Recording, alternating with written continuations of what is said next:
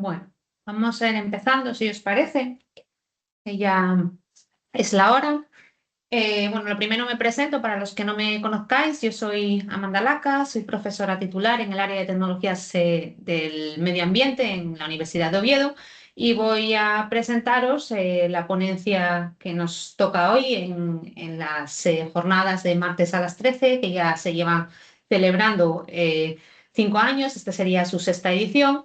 Y en este caso contamos con la presencia de David Geiso, que tiene una formación en ingeniería bioquímica por la Universidad Católica de Valparaíso, en Chile, y además allí hizo un máster en ciencias de la ingeniería. Se doctoró en ciencias ambientales en la Universidad de Wageningen, en los Países Bajos, y fue profesor durante 16 años en la Universidad de la Frontera, en Chile. En la actualidad es profesor en la Escuela de Ingeniería Bioquímica en la Universidad Católica de Valparaíso y trabaja en líneas que están relacionadas pues, con los bioprocesos y la biotecnología ambiental. Su trayectoria científica queda reflejada en más de 100 artículos, en un índice H de 40, y tiene además más de 5.000 citas en Scopus. Por todo ello, ha sido incluido en el ranking elaborado por la Universidad de Stanford y Elsevier en el año 2025. Ranking donde se reconocen los investigadores más notables de distintas instituciones. En el caso de David, pues destaca en la Universidad Católica de Valparaíso. Como os comentaba, pues al trabajar en líneas relacionadas con la biotecnología ambiental, en el día de hoy nos va a dar una charla sobre consorcio algas-bacterias para el tratamiento de aguas, separación con membranas, integración de procesos. Ya sabéis que al final de la charla pues podremos tener pues, un coloquio con David, de manera que si tenéis dudas pues le podréis preguntar, y también os invito a dejar preguntas si queréis en el chat para no interrumpir la presentación, pero bueno, si se os van ocurriendo algunas cuestiones pues podemos resolverlas al final si tenemos a David pues disponible. Nada más por mi parte. David, cuando quieras, puedes compartir y presentar, a ver si no tenemos ningún problema técnico. Y bueno, te dejo la palabra. Muchas gracias, Amanda. Me imagino que están viendo mi pantalla. Sí, se ve perfectamente, David. Perfecto. Bueno, primero que todo, agradecer la posibilidad de compartir un poco el trabajo que estamos realizando aquí en Chile, agradecer a la Universidad de Oviedo por la invitación para participar en este ciclo de seminarios martes a las 13. Y lo que vamos a tratar de hacer en los próximos 35 minutos, algo así, es hablar un poco de la posibilidad de usar estos consorcios de algas bacterias en tratamiento de agua y cómo también la combinación de estos consorcios de algas bacterias con retención de biomasa promovida por membranas puede de alguna manera mejorar el desempeño de estos sistemas. Sí, bueno, yo estoy en Chile, estamos aquí en la localidad de Valparaíso, que está ubicada en la costa, en el centro de Chile, cerca de Santiago. Aquí estoy yo en este momento. Valparaíso es uno de los puertos importantes de nuestro país y es donde está ubicada nuestra universidad. Una universidad que está pronto a cumplir 100 años, que para el contexto, digamos, latinoamericano es un tiempo bastante grande, una de las 4 o 5 universidades más grandes de Chile, que tiene dentro de su organización una facultad de ingeniería en la cual se inserta nuestra unidad académica, que es la Escuela de Ingeniería Bioquímica, que somos una unidad académica que está dedicada principalmente al desarrollo de los bioprocesos, y dentro del área de los bioprocesos, naturalmente, que está lo relacionado a la aplicación de la biotecnología ambiental o el uso de estos bioprocesos como una herramienta de remediación ambiental. Entonces, de lo que vamos a hablar principalmente el día de hoy es el uso de consorcios de algas bacterias como una herramienta para poder contribuir a este objetivo que tenemos asociado al desarrollo sostenible, los objetivos de la ONU de Desarrollo Sostenible, y en particular a aquellos asociados al agua limpia y saneamiento, que es el objetivo 6. ¿Ya? ¿Y por qué nos parece necesario hacer esfuerzos en esta dirección? Porque si bien para muchos de nosotros el agua y el saneamiento es una realidad casi invisible, porque asumimos que está ahí, uno va, abre la llave o el grifo y sale agua potable.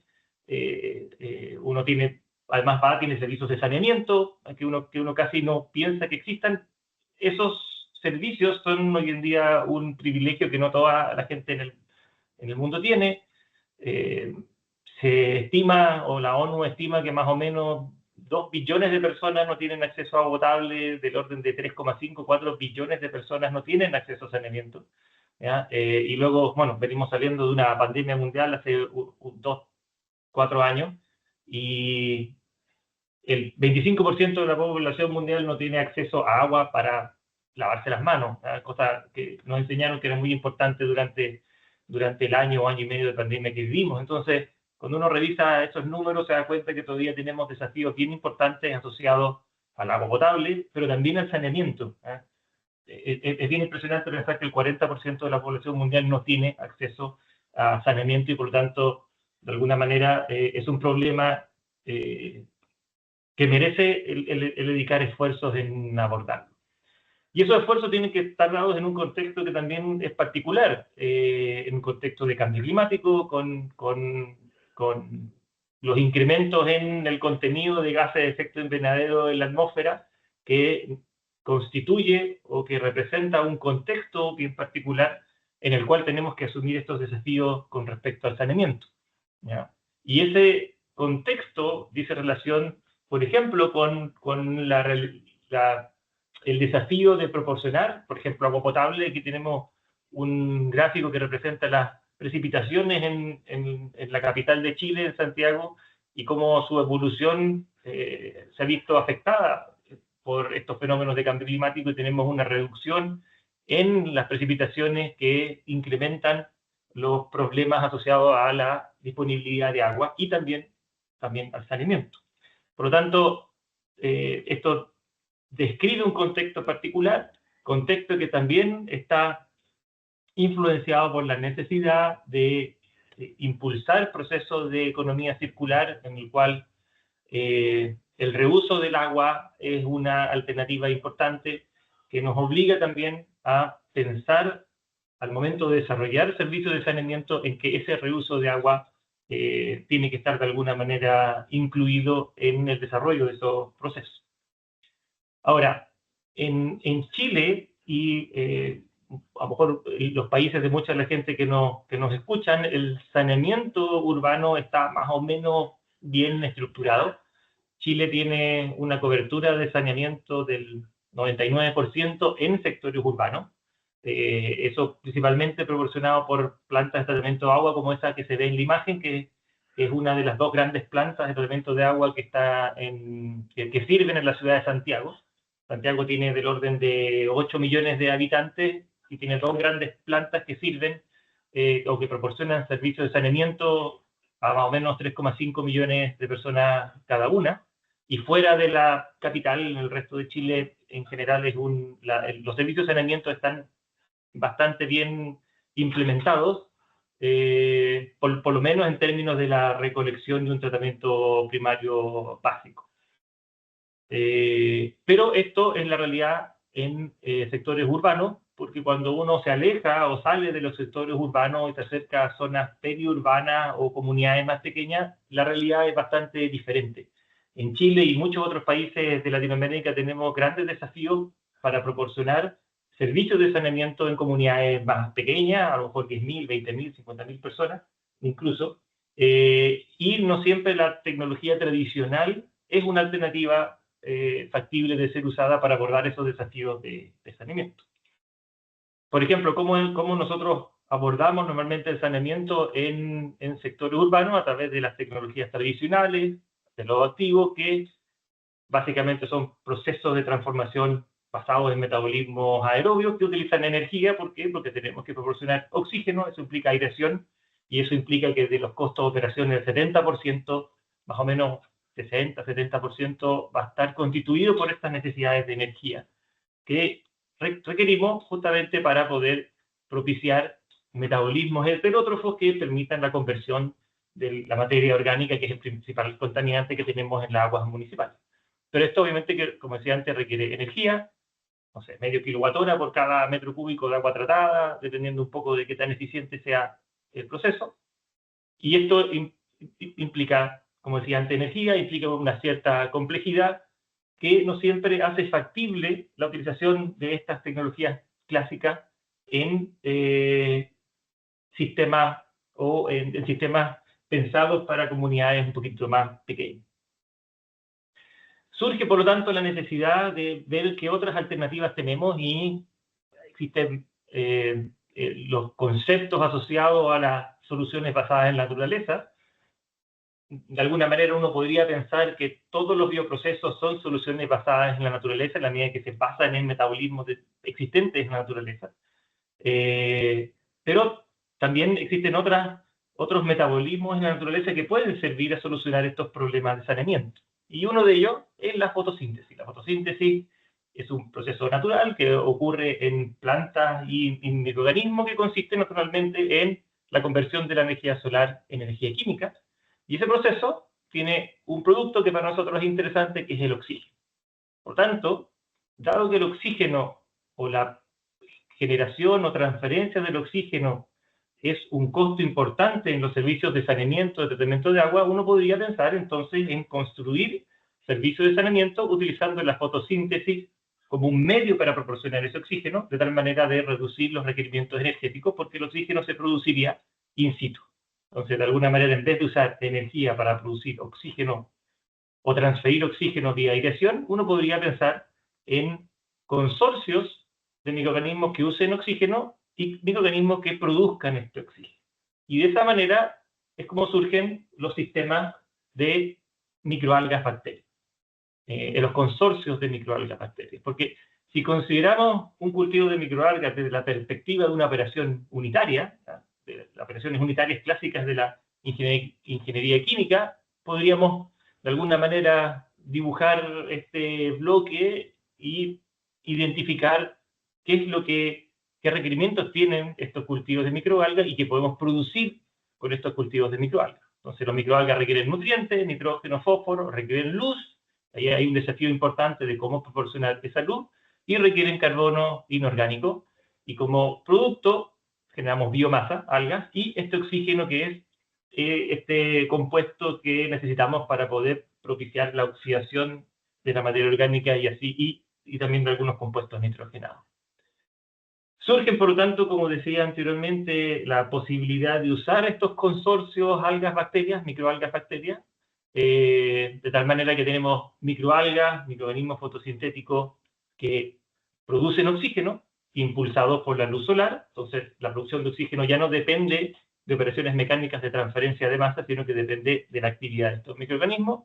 Y tenemos las bacterias heterótrofas o algunas bacterias autótrofas, que son las mismas que normalmente se desarrollan en los sistemas de tratamiento convencional, ¿ya? Que promueven nitrificación, pueden promover remoción de fósforo y remoción de materia orgánica. De manera tal que uno puede conseguir entonces cultivos de microalgas bacterias para construir sistemas de saneamiento, sistemas de conversión de materia orgánica y nutrientes que podrían operar como de alguna manera se busca representar en este esquema. Tenemos nuestras microalgas que consumen carbono inorgánico, producen oxígeno y consumen nitrógeno y fósforo por asimilación. Tenemos bacterias heterótrofas que consumen oxígeno, consumen materia orgánica y producen dióxido de carbono, carbono inorgánico, que a su vez usan las microalgas. Y también tenemos, por ejemplo, bacterias nitrificantes que consumen también carbono inorgánico y que transforman el amoníaco a nitrato. Y las microalgas pueden ya sea consumir amoníaco o nitrato dependiendo de las condiciones. Entonces, podemos concebir un sistema de saneamiento que consume materia orgánica y nutrientes y que se basa en la transferencia básicamente de CO2 y oxígeno entre poblaciones bacterianas y microalgas. ¿Cuál es la gracia de esto? La gracia es que eventualmente se reducen de manera significativa los requerimientos de aireación externa, dado que el oxígeno se produce in situ y la transferencia de oxígeno externa, digamos, del aire ya no es tan necesaria como antes. ¿Y cuál es la segunda gracia de esto? Es que esta transferencia de oxígeno y CO2 está impulsada por la luz solar que permite el desarrollo de estas microalgas. Por lo tanto, eliminamos de la película de alguna manera la necesidad de tener sistemas mecánicos de aireación y eso permitiría, por lo tanto, tener sistemas con requerimientos energéticos más bajos y sistemas, por lo tanto, más simples que podrían ser adecuados o interesantes para construir sistemas de saneamiento en comunidades más pequeñas. ¿Por qué también pensamos esto principalmente para comunidades más pequeñas? Porque una de las grandes limitaciones es la luz. Tenemos que fomentar el desarrollo de microorganismos fotosintéticos y eso implica espacio, área. Los reactores no se diseñan en función del volumen, sino se diseñan en función del área. Y eso obviamente que es la principal restricción de estos sistemas. Más o menos los sistemas más tradicionales ocupan 3, 4 metros cuadrados por habitante equivalente, por lo tanto son sistemas que requieren espacio, pero uno parte de la base de que en comunidades más pequeñas el espacio no necesariamente o probablemente no es un problema tan importante, ¿ya?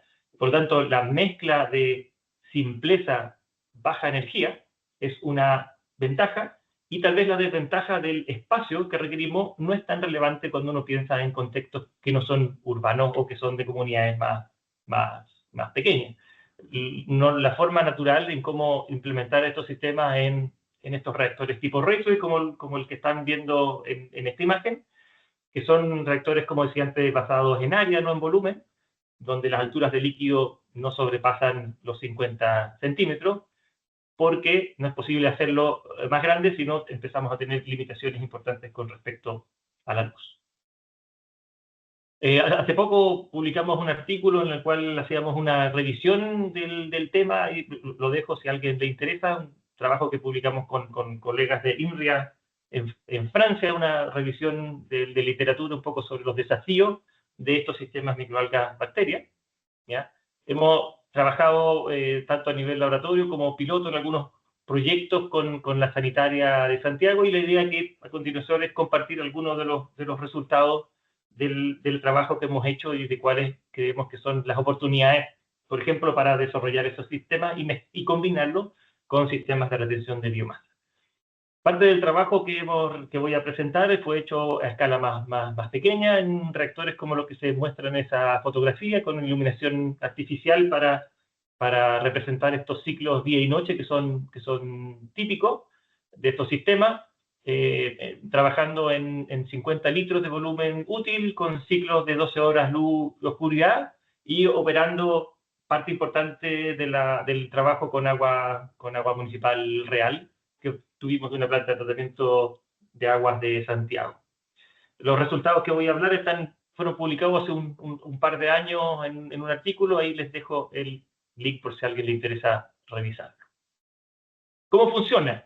¿Funciona bien o funciona mal? Bueno, probamos dos condiciones. Primero, un reactor simple, sin retención de biomasa, sin membrana, probando 2 tiempos de retención hidráulico, 7 y 4 días. Aquí vemos el contenido de biomasa de los reactores. Estos sistemas son más bien diluidos, tenemos concentraciones de biomasa del medio, 1 gramo por litro, no más que eso, porque si no la oscuración empieza a ser un problema, y son sistemas no muy intensivos, porque requieren tiempos de retención más o menos grandes, de 7 a 4 días. Entonces, por eso es que nosotros planteamos esto como una alternativa no para sistemas urbanos, donde requerimos sistemas más intensivos, pero esa baja intensidad también tiene una ventaja, que requieren menor supervisión. Ya probamos 2 tiempos de retención y vemos, como decía antes, que en general 4 días es un tiempo razonable, donde uno logra mantener en el reactor una cantidad de biomasa razonable, la materia orgánica soluble a la salida bastante bien, en torno a 100 miligramos por litro, lo cual está bastante bien para un sistema de saneamiento, ingresando con 600, 650, es decir, remoción de materia orgánica de un 80-85%. La remoción de amonio también funciona bastante bien. A estos tiempos de retención hay presencia de microorganismos nitrificantes, estos que oxidan el amonio a nitrato, por tanto no hay mayor inconveniente. Y si bien se genera nitrato, la asimilación es capaz de remover parte importante de este nitrato y podemos proporcionar, por lo tanto, aguas tratadas con del orden de 80 miligramos por litro de QO y menos de 5 miligramos por litro de tanto amoníaco como nitrato. Es decir, en general funciona bastante bien. Aquí tenemos algunos números generales sobre las condiciones que probamos, las concentraciones de fósforo, nitrógeno Kendall, DDO, para comparar con el de QO, y coliformes fecales 1300 y 230. Es decir, como un sistema de saneamiento funciona bastante bien, considerando además que aquí no hay sedimentación primaria, es decir, el agua cruda se alimenta al reactor con la idea de tener una sola etapa de saneamiento, pensando en que el sistema tiene que ser simple. ¿Cuál es el problema? El problema es la clarificación. En general, estos sistemas tienen baja capacidad de conversión porque tienen baja concentración de biomasa y la clarificación puede ser un problema importante debido a que nos cuesta formar flóculos y por tanto la sedimentación o la clarificación por sedimentación puede ser un inconveniente. ¿Cómo decidimos abordar el desafío, digamos, de aumentar un poco la capacidad al mismo tiempo de solucionar el problema de la clarificación? Es combinar estos sistemas con membranas, es decir, construir el equivalente a un MBR, un bioreactor de membrana, usando sistemas de algas bacterias. Es decir, la idea es poner un sistema de retención de biomasa, de tal manera de poder producir un efluente clarificado, con contenido cero de sólidos, y recircular la biomasa de tal manera de subir un poco la concentración de la biomasa. Eso permite mejorar la nitrificación y permite reducir los tiempos de retención hidráulica, que nos permitiría aumentar un poquito la capacidad. Como decía antes, 7 días de tiempo de retención hidráulica implica del orden de 4 metros cuadrados por persona equivalente, que es un requerimiento de espacio importante.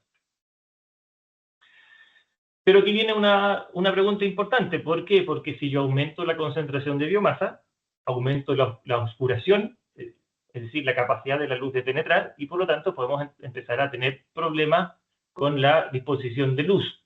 Entonces, el elegir el nivel de retención de biomasa es una pregunta que no es trivial, porque mucha biomasa es buena en términos de la capacidad de tratamiento, pero mucha biomasa es mala en términos del aprovechamiento de la luz, y la luz es importante porque permite o está directamente relacionada con la generación de oxígeno.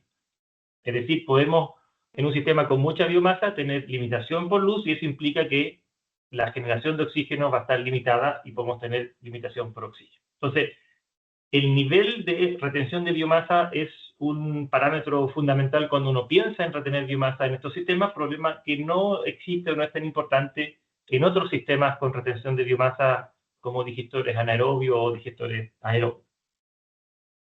Probamos esta otra alternativa con retención de biomasa y sin retención de biomasa. Aquí vemos los resultados donde se agrega la opción con retención de biomasa. Los puntos azules es lo que vimos antes, y los puntos rojos o anaranjados es la operación con retención de biomasa, que incluye esta operación de filtración por membrana, que usamos membrana de microfiltración.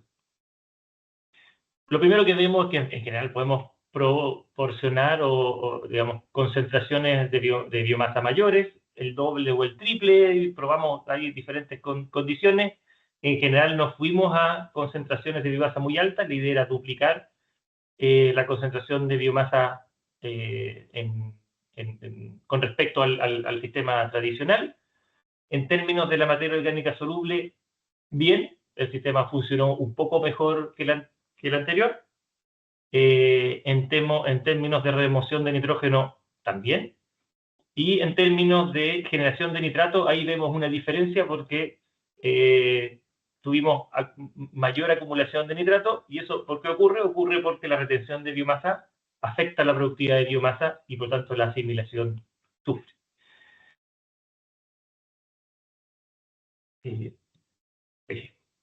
¿Qué obtuvimos como resultado de esta operación con retención de biomasa ahora? Que en general los niveles de fósforo anduvieron bastante aceptables, nitrógeno Kendall incluso bajó con la operación sin biomasa, los DBO bajaron ostensiblemente, estamos hablando de DBO ahora de 30, lo cual es un valor muy, muy bajo.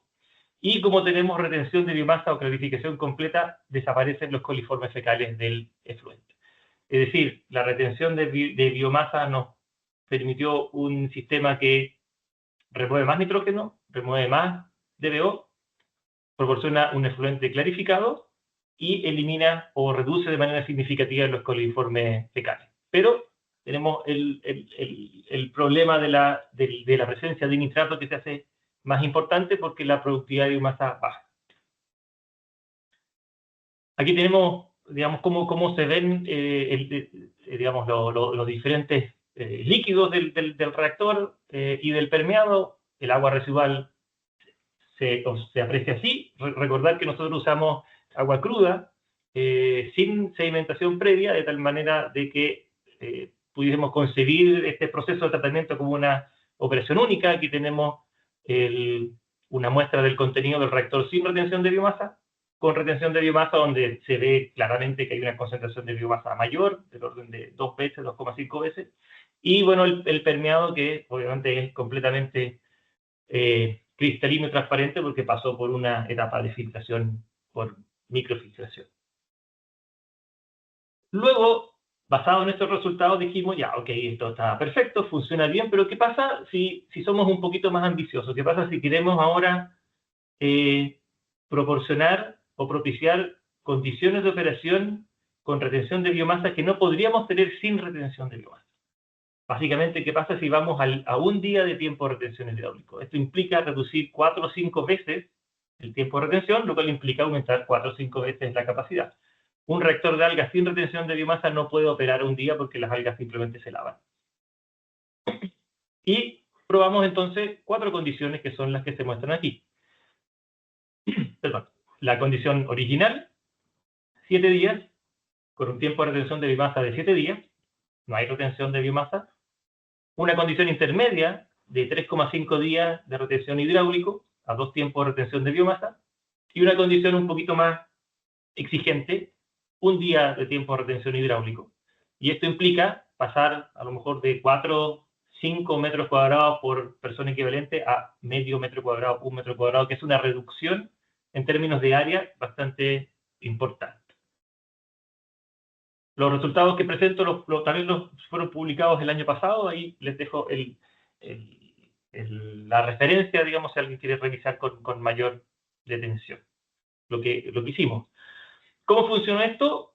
En general, para la materia orgánica bastante bien. Aquí tenemos la carga removida y el porcentaje de remoción para todas esas 4 condiciones. Y vemos que efectivamente, en la medida que el tiempo de retención hidráulico va reduciéndose, el flujo de entrada al reactor va siendo cada vez más grande y por tanto la cantidad, la masa de materia orgánica transformada es mayor, es proporcional, digamos, al tiempo de retención hidráulico. Podemos pasar del orden de 100 gramos metro cúbico día al orden de 700 gramos por metro cúbico día, que es una carga ya incluso que se aproxima un poquitito a las que uno puede pensar para sistemas de lo activo, que estarán por ahí por los 2 gramos metro cúbico día. Con remociones bastante buenas, en torno al 90% de remoción de materia orgánica expresada en términos de demanda química de oxígeno. O sea, funciona bastante bien. ¿Qué pasa con el nitrógeno? Bueno, con el nitrógeno también vemos un comportamiento similar. A medida que más carga aplicamos, más carga se remueve. Pasamos de los 5 gramos metro cúbico día al orden de 45 gramos metro cúbico día, con niveles de remoción más bajos.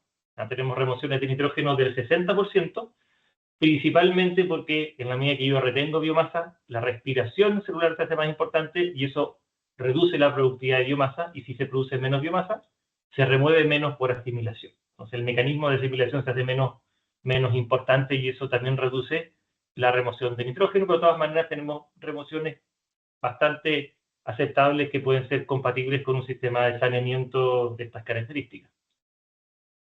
Lo que tenemos aquí un poco es una fotografía más precisa de lo que ocurre con el nitrógeno en nuestro sistema, y vemos que tenemos aquí una comparación entre el nitrógeno que está en el influente con el nitrógeno que está en el efluente en cada una de estas 4 condiciones que analizamos. Es decir, sin retención de biomasa, con una retención de biomasa intermedia, y con una retención o con una carga intermedia, y con una carga un poquito más exigente, digamos, con este tiempo de retención de un día. Y cada color representa diferentes formas del nitrógeno. El nitrógeno amoniacal, el nitrito, el nitrato, el nitrógeno orgánico asociado a biomasa, o sea, esto es nitrógeno en la forma de biomasa de bacterias o algas, y el nitrógeno orgánico soluble, ¿ya? Probablemente proteínas o cosas de ese estilo. Y vemos que efectivamente hay transformación del nitrógeno. Tenemos principalmente nitrógeno orgánico soluble a la entrada y algo de amoníaco, y ese nitrógeno se transforma principalmente en biomasa, que sería este color verde más claro, pero también nitrato. Vemos que el nitrato es una forma del nitrógeno muy importante, porque dentro del reactor ocurre nitrificación, y debido a que la productividad de biomasa baja, la biomasa o las microalgas no son capaces de por asimilación remover todo ese nitrógeno. Entonces tenemos una generación importante de nitrato y parte importante de ese nitrato sale del reactor.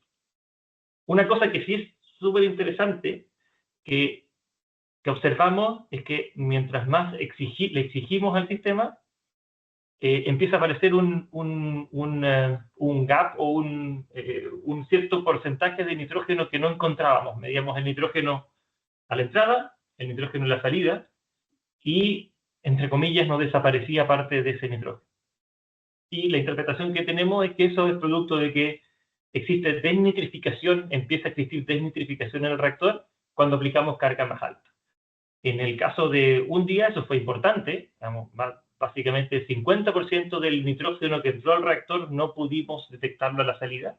Asumimos que esto es producto de la existencia de desnitrificación, que es muy difícil de medir, porque como son reactores abiertos a la atmósfera, es muy difícil de medir las emisiones de nitrógeno gaseoso. ¿Y en qué se basa en esta interpretación? En que también habíamos hecho un trabajo asociado a modelación y simulación matemática, y los modelos predecían efectivamente que bajo ciertas condiciones se produciría desnitrificación, y la ausencia o la existencia de este nitrógeno no detectado nos llevó a concluir que efectivamente podíamos tener crecimiento heterótrofo, nitrificación e incluso algo de desnitrificación, lo cual es positivo desde la perspectiva de la eliminación del nitrógeno y la reducción del contenido de nitrato de las aguas en la salida. Y eso también se condice un poco con los perfiles de oxígeno disuelto que podíamos ver.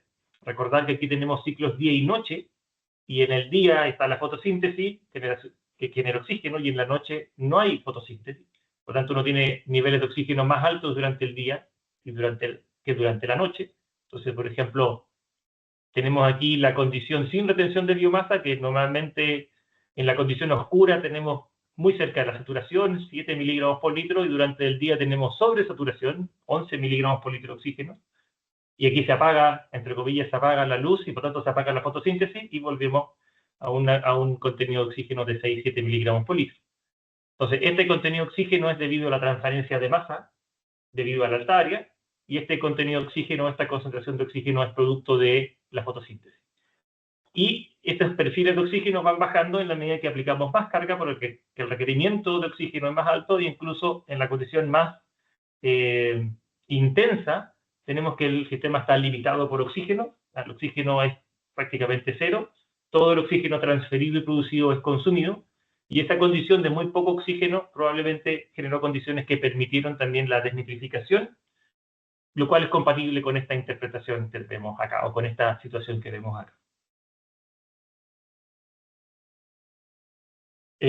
También mencionar, como decía antes, que hicimos un trabajo asociado a modelación matemática con colegas del INRIA en Francia, donde evaluamos a través de modelación y simulación estos distintos escenarios de retención de biomasa, tiempos de retención hidráulico y tiempos de retención de biomasa, en la cual se predicen algunos de estos fenómenos que luego pudimos valorar o validar experimentalmente a través de estas 4 condiciones que probamos experimentalmente. A lo que no lo dije, lo que presentamos aquí son los estados estacionarios a cada una de estas condiciones. Es decir, parece que esta cosa funciona, parece que logramos buenos niveles de retención de remoción de materia orgánica.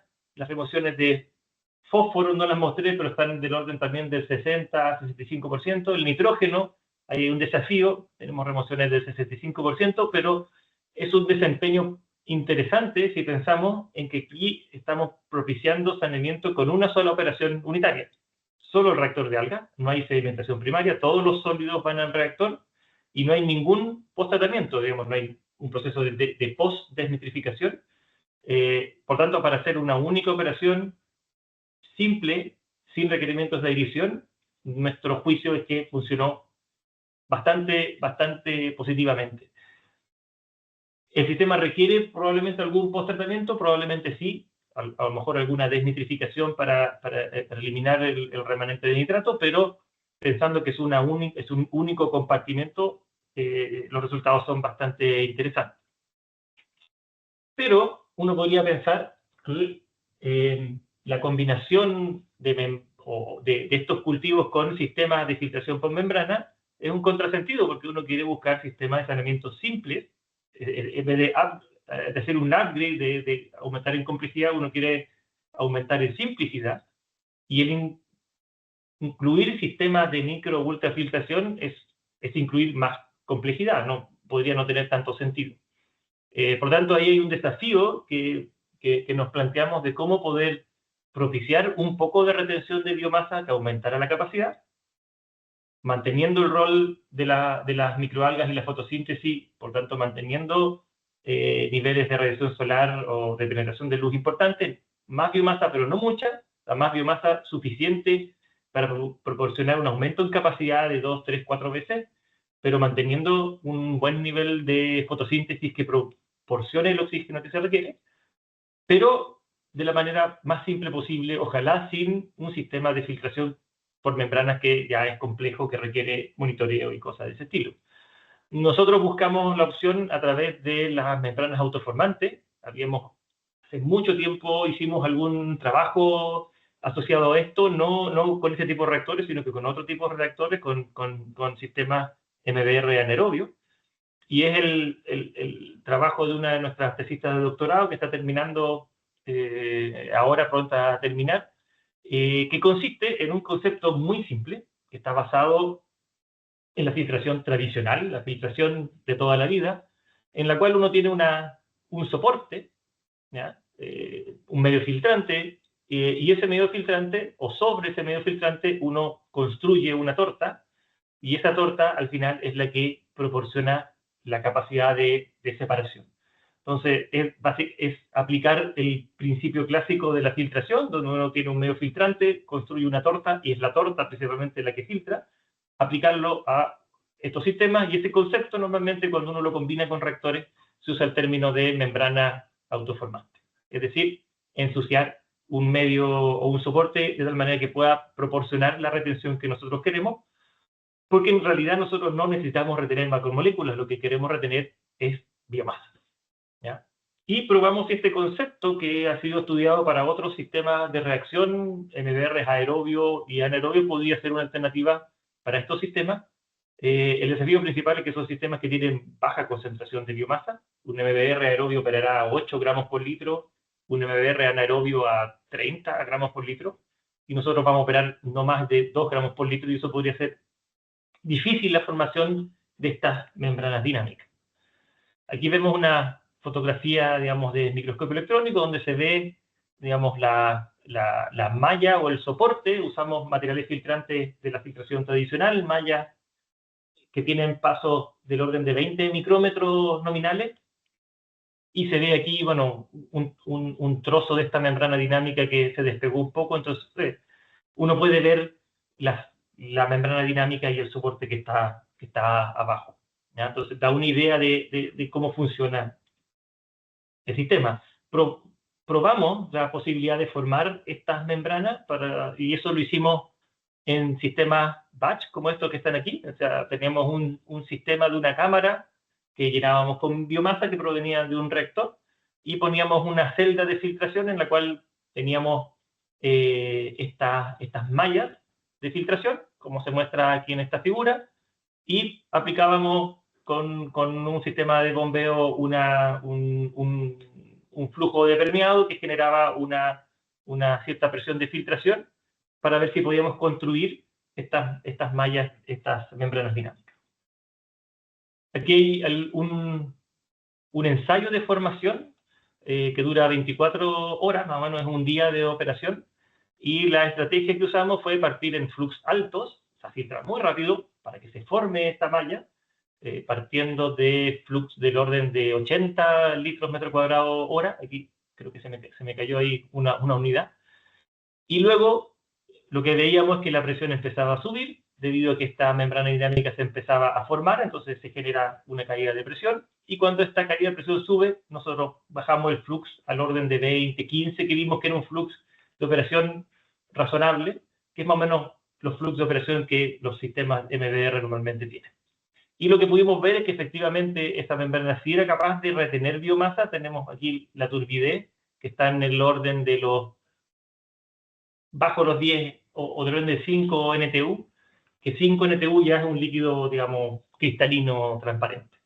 Entonces, parecía ser que funcionaba bien, si bien no tenemos retención completa de sólido, pero sí tenemos una clarificación que es al menos comparable o mejor que aquella que se produce por sedimentación, y lo podíamos hacer sin membranas de microfiltración, con materiales muy simples, y con una estrategia de formación de esta película y luego operación a lo largo del tiempo. Para ver qué eran estas membranas capaces de retener, hicimos algunos ensayos de retención. Construíamos esta membrana dinámica en un proceso de 24 horas y luego la usamos para filtrar diferentes cosas. Por ejemplo, esferas de vidrio del orden de, si no mal no recuerdo el tamaño, bueno, aquí están los tamaños, la esfera de vidrio del orden de 7-8 micrómetros. Filtramos Chlorella vulgaris, o sea, una suspensión de alga. Filtramos también almidón, levadura y un cultivo de col. Todos con tamaños bien distintos. Aquí se ve la distribución de tamaño de partículas de cada una de esas suspensiones para ver si nuestra membrana dinámica era capaz de retener.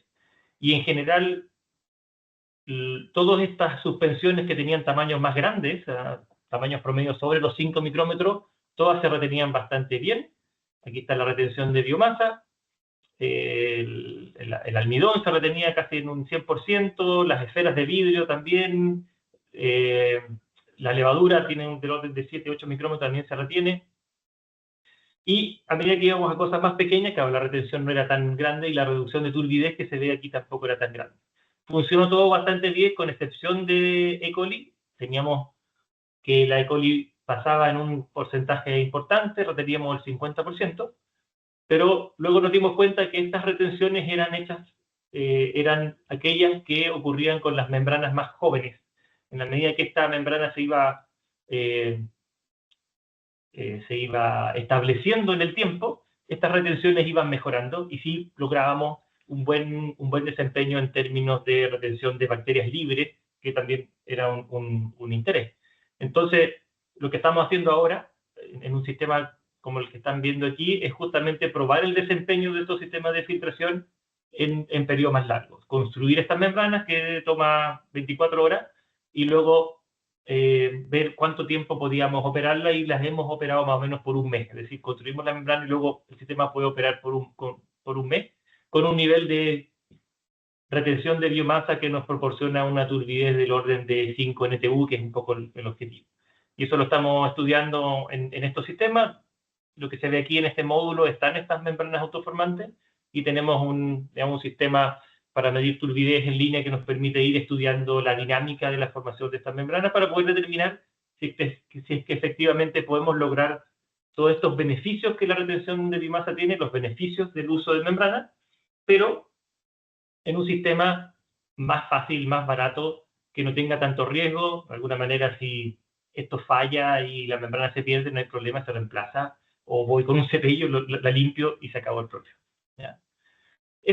Y en eso estamos ahora, en este trabajo que estamos realizando. Como para terminar, me gustaría dar algunas ideas finales que nacen un poco del trabajo que estamos realizando, que traté de brevemente resumirle.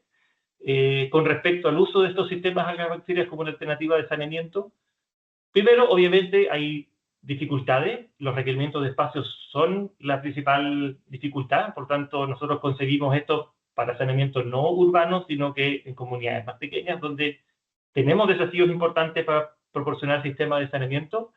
Y la retención de biomasa, usando estos sistemas simples de retención de biomasa, pueden ayudarnos a reducir al menos el tamaño y proporcionar esa clarificación que no siempre podemos lograr con la sedimentación clásica. Y tenemos ciertas cosas positivas o ciertas potencialidades, que es un tratamiento bastante confiable, funciona bastante bien, es bastante estable. Obviamente que no es perfecto como otra tecnología, pero es capaz de proporcionar un sistema de tratamiento en una única operación unitaria sin remoción de sólidos bastante bien.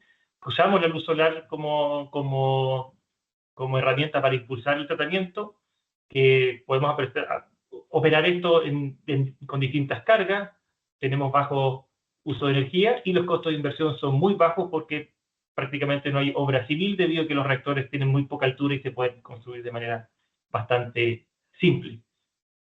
Para terminar, agradecer a la fuente de financiamiento, los proyectos que nos han permitido realizar este trabajo durante los últimos 4 o 5 años y, bueno, darle las gracias nuevamente a la Universidad de Oviedo por la invitación para participar en esta instancia. Muy bien, entonces, si te parece, David, pasamos entonces al turno de cuestiones. No sé si alguno queréis preguntar a mano alzada o si no, leemos aquí alguna cosilla que hay por el chat. Si no, levantar la mano, intervenir sin problema, ¿eh? Bueno, preguntan por el chat, pregunta Luis Emilio que si el agua obtenida sería suficientemente inocua para consumo humano o solamente se limitaría para uso doméstico. Yo creo que estamos hablando de aguas residuales, necesitarías un paso más, ¿no? Comenta tú Sí, que no. conoces el tema bien, pero bueno, en cualquier caso, los niveles que comentas yo creo que necesitarían algún tratamiento más. No, obviamente, digamos, nuestra idea es proporcionar agua que tenga una calidad suficiente para riego o infiltración. ¿Ya? Y para el riego, probablemente el nitrógeno sigue siendo todavía, hay que bajarlo un poquito más, pero obviamente que para algún consumo humano esto tiene que pasar por un sistema mucho más homos inversa, cosas de ese estilo. Nos pregunta Sergio que cuál es la proporción aproximada de microalgas y bacterias en la biomasa total que utilizáis. Sí, nosotros depende del nivel de retención. Mientras más retención de biomasa, hay más bacterias y menos algas por la disponibilidad de luz. Pero normalmente, en términos de número de células, es como 90-10, 90% bacterias, 10% algas, pero las algas, naturalmente, cada célula es mucho más grande y tiene mucho más masa. Entonces, cuando uno lo expresa en masa, es como 50-50, 50-60% algas, 50-40% bacterias en términos de masa. Vale. De momento no tenemos nada más. Si alguno va pensando alguna cosa, a mí se me ocurre una cosa que me llama la atención, porque nos estás hablando, bueno, de los niveles que alcanzasteis de depuración y demás. Pero claro, igual que en las depuradoras convencionales se nos generan lodos, ¿qué hacéis con la biomasa en exceso? Porque yo leí algún paper que se puede valorizar, pero depende cómo sea, tiene limitaciones. Sí, bueno, cuando uno trabaja en esto siempre usa el uso del suelo como el comodín, pero no siempre es posible, sobre todo en escalas más pequeñas. Eh, por lo tanto, por eso es que nosotros la reducción de la productividad de biomasa es un problema para la remoción de nitrógeno, pero es interesante desde la perspectiva de que se genera mucho menos biomasa. La reducción de productividad es bien importante, digamos, la producción de biomasa baja al retener biomasa a la mitad o incluso a un tercio. Pero de todas maneras se produce mucha biomasa porque estos sistemas tienen fotosíntesis, por lo tanto sale más carbono del que entra. Nosotros hicimos en el proyecto que tuvimos un proyecto con la empresa sanitaria de Santiago y lo que probamos hicimos algunos estudios de uso en suelo. Y en general lo que vimos que con dosis pequeñas de uso en suelo no hay ni efectos positivos ni negativos en germinación de semillas, lo hicimos con lechuga, ese estudio. Por lo tanto, la opción natural sería el secado y la aplicación en suelo. No debiese haber muchos inconvenientes para eso. Hicimos algunos estudios preliminares. Y la otra opción es combinarlo con un proceso de compostaje, si es que existen cercanamente, digamos, sería esa la salida normal. Pero la retención de biomasa sí probablemente ayudaría a la reducción de la cantidad de biomasa que se genera. Porque en alimentación animal no probasteis nada, ni tampoco en temas así un poco más, digamos, que se sabe un poco más del tema suelo y compostaje, como bioplásticos o algo de esto que se está haciendo Y ahora también con algas. el tema de la alimentación animal, como viene de aguas municipales, para nosotros no se puede. O sea, Ujú. hay muchas restricciones con respecto a eso.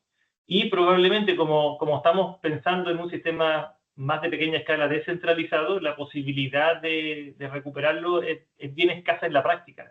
Hay varios estudios que muestran que a lo mejor que técnicamente hay oportunidades, pero nuestra visión es que en la práctica es difícil construir un sistema, digamos, de biorefinería en un contexto descentralizado. Por lo tanto, la opción que nosotros veíamos que tiene que ser algo simple, local, Sí, y esa perspectiva de la aplicación en suelo o el uso como, digamos, inclusión en sistema de compostaje probablemente es la salida más razonable que tendrían estos dos. como tipo de enmienda orgánica. Claro, con enmienda orgánica. ¿Os animáis a alguna cuestión por ahí? ¿De viva voz o en el chat? Ah, los tenemos aquí es por la tarde en España, los tenemos muy apagados. Yo tengo otra cuestión, porque a mí la verdad el tema de las algas, aunque no trabajamos con ellas en nuestro grupo, sí que me parece muy interesante. Analizasteis, bueno, os centrasteis evidentemente en los dos contaminantes típicos, que además a nosotros aquí en Europa nos van a sacar una directiva nueva que van a limitar la cantidad y bueno, es bastante problemático el tema del nitrógeno y el fósforo. Pero también están sacando legislación europea, no sé cómo andáis por la zona de Sudamérica, con el tema de los contaminantes emergentes. Y yo también en algún momento leí algún paper donde habla de que las algas son capaces de degradar, en algunos casos de degradar y en otros de acumular estos contaminantes. De manera que los eliminas, los remueves del agua, pero no sé hasta qué punto. ¿Vosotros algo de esto me disteis, aunque solo fuera como tema de curiosidad en alguno de los trabajos que tenéis? Nosotros no particularmente, tenemos algunos colegas en Chile que sí están trabajando en remoción de emergentes. Nosotros no tenemos legislación por ahora Ujú. actual o cercana, probablemente va a tardar unos años en regular emergentes. Pero sí hay gente que ha trabajado desde la perspectiva de cómo tiene sistemas con radiación ultravioleta, o sea, están expuestos a alta radiación ultravioleta, Sí, podría propiciarse ciertos procesos de oxidación o uno podría promover ciertos procesos de oxidación que podría ser interesante el uso de algas. Nosotros, como decía, no lo hemos trabajado. Sí, estamos empezando un trabajo con microplásticos, porque si bien en los sistemas tradicionales los estudios muestran que los microplásticos tienden a acumularse en la biomasa, tienden a salir por la línea de lodo, estos reactores tienen también condiciones particulares en términos de la hidrodinámica, son reactores muy poco agitados, y estamos ahora haciendo un estudio para ver qué pasaría con los microplásticos, también qué pasa con la radiación ultravioleta, si eso podría generar o inducir algún tipo de transformación de los plásticos. Hicimos algunos ensayos preliminares durante el año pasado y lo que descubrimos es que con plástico más o menos grande, que fue lo primero que hicimos, hay un parte importante que sale en el agua, que no sí. alcanzan a ser colonizados y como tienen una menor densidad, el 30% lo que vimos que salen con el agua y el 60-70% salen con la biomasa, para saber un poco qué pasaría en esos contextos y en general no vimos mayor degradación de esos microplásticos, pero claro, trabajamos con microplásticos ideales, es decir, probablemente ahora estamos en el proceso de poder tener microplásticos envejecidos que probablemente van a tener un comportamiento distinto. Estamos trabajando en eso. Con plásticos entiendo convencionales, polietileno, polipropileno, Sí, tipo plásticos sí, modelo. No, te sí. lo digo porque también aquí en Europa pues hay como mucha tendencia con el tema de los plásticos biodegradables que están, bueno, entrando ahora en el mercado y bueno, van a darnos problemas porque son más difíciles de medir y se degradan más o menos, porque en algas no trabajamos, pero en este tema sí que tenemos alguna cosilla y medimos en cómo se comportan en plantas reales convencionales, o sea, los activos y bueno, tenemos alguna medida también hecha en un MBR y las membranas sí que nos retienen, sí que es un sistema físico que elimina muy bien. Lo que pasa que lo que estás comentando, al final se te queda retenido, pues bien sea en las algas o bien sea en los lodos, entonces, bueno, no deja de ser problemático. Pero bueno, es un tema de los emergentes, aquí interesa mucho de momento. ¿Tenemos alguna cosilla más por aquí? Nos pregunta Felipe que cuál es el porcentaje de agua que se obtiene en relación con el agua residual, supongo que el que se refiere al que os entra como agua bruta.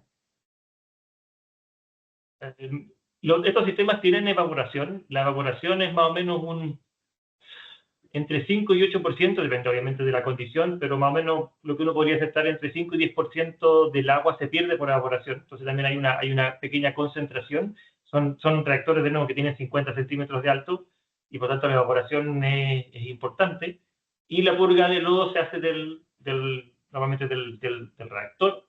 Por lo tanto, hay una parte del agua que va por evaporación y otra parte del agua, digamos, que se retira con la purga de lodo y eso hace que uno recupere, no sé, el 80% del agua que entra al reactor en volumen, un 80-85% sale electrolificado, más o menos, considerando la purga de lodo y considerando el efecto de la evaporación. Muy bien. ¿Tenéis alguna pregunta, alguna ya poquitinas, que ya estamos llegando a la hora, pero una más o un par, si las tenéis, para el profesor Jason? ¿Tenéis alguna más por ahí?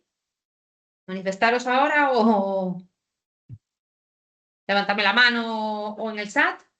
Bueno, parece... Ah, sí, tenemos alguna más. Preguntan por aquí, nos comentaste al final de la charla que bueno, que es un sistema barato, pero nos pregunta Emilio que qué tan costoso sería el mantenimiento de este sistema. Supongo que una vez instalado, porque... Sí, nosotros hicimos, hubo unas alumnas acá que hicieron su grado, su graduación en ingeniería, hicieron un estudio económico de los sistemas, con varias suposiciones, porque hoy en día no hay, digamos, es difícil valorar económicamente el capital y la operación de esos sistemas porque no hay oferentes de tecnología. Evaluar los activos es mucho más fácil. Y la evaluación que ellas hicieron, considerando el manejo del lodo y todo ese tipo de cosas, es que el costo en valor presente es de un 20-25% menor que un sistema de los activos tradicionales. Pero eso considerando sí hartas incertidumbres. ¿Por qué? Porque es una tecnología nueva que no tiene oferente y que es difícil de valorizar. En general, son sistemas que en términos de energía, diré que consumen el 20% de un sistema productivo tradicional, por lo tanto los costos de operación son bastante más bajos.